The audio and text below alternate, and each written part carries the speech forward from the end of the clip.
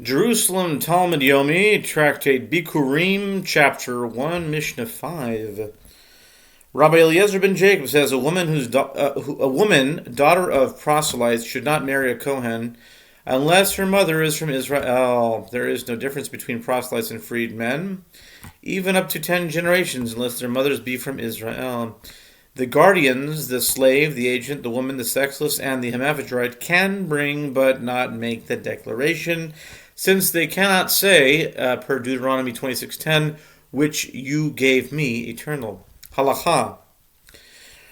Rabbi Eliezer ben Jacob says, there we have stated Rabbi Judah said the daughter of a male proselyte is like the daughter of a male desecrated one. They all interpret the same verse, Ezekiel 44:22. Only virgins from the seed of the house of Israel. Rabbi Yehuda says, unless his father be from Israel. Rabbi Eliezer says, either her father or her mother.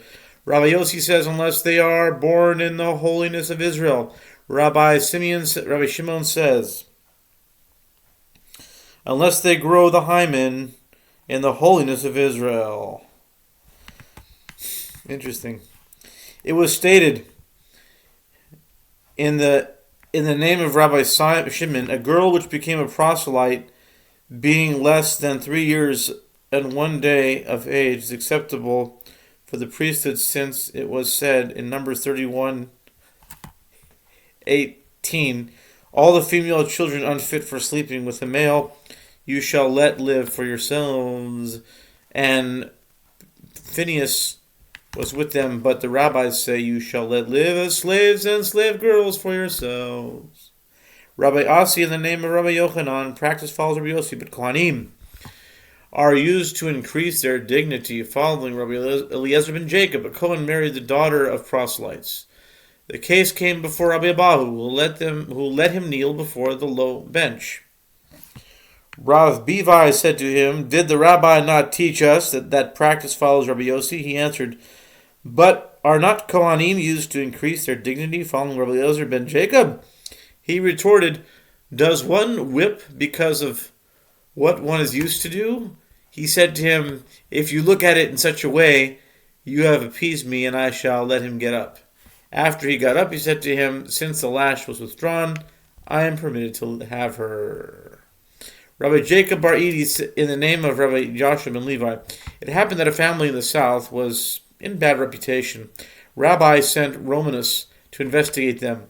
He investigated and found out that a grandmother had been converted at less than 3 years and a day of age, and he declared them fit for the priesthood. Rabbi Yehoshua said he declared them fit following Rabbi Shimon. Rabbi Zerah said, here is everyone's opinion, since Rabbi Zerah said in the name of Adabar Allah, Rabbi Judan brings it in the name of Rabbi Bahu, in the name of Rabbi Yochanan, a child of an adult is fit, since it is a prohibition deduced from a positive commandment, Leviticus 21:13. But he shall take a wife in her virginity. Any prohibition deduced from a positive commandment is a positive commandment. Analogously, Leviticus 21:14, only a virgin from amidst his people shall he take as wife, not a proselyte. Is any prohibition deduced from a positive commandment a positive commandment? Rabbi Yehoshua objected. But the second generation of an Egyptian is a prohibition deduced from a positive commandment. Rabbi Yehoshua turned around and said, a positive commandment for Israel cannot be compared to a positive commandment for Kohanim. A positive commandment for Israel implies a prohibition for everybody. A positive commandment for Kohanim implies a prohibition for Kohanim, but a permission for Levites in Israel.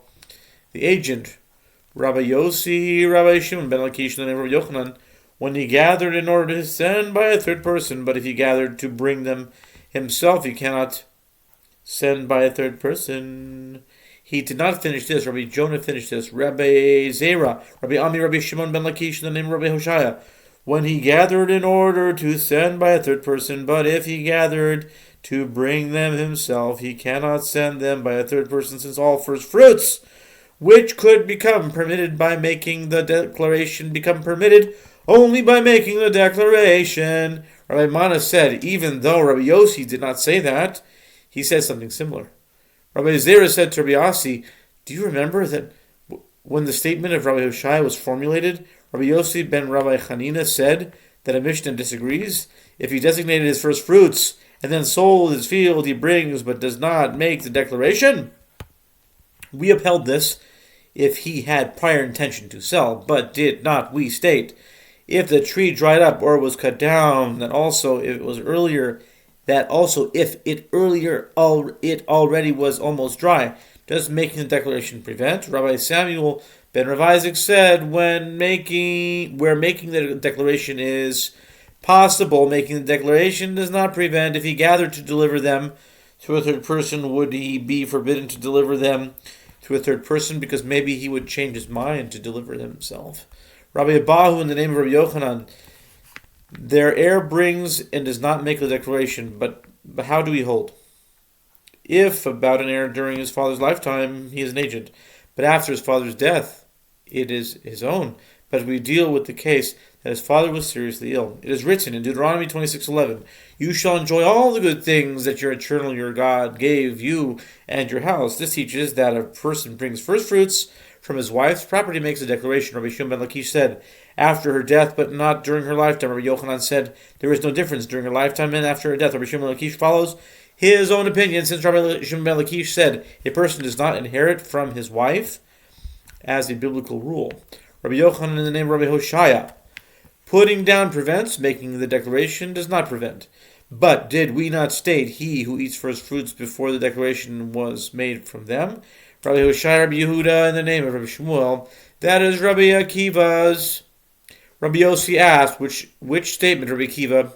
Rabbi Mana said, I heard my father state, putting down pavements, making the declaration does not prevent. Rabbi Akiva says, making the declaration does prevent. Rabbi Yaakov Baracha, in the name of Rabbi Elazar, why did they say that putting down prevents? Because it applies to everybody.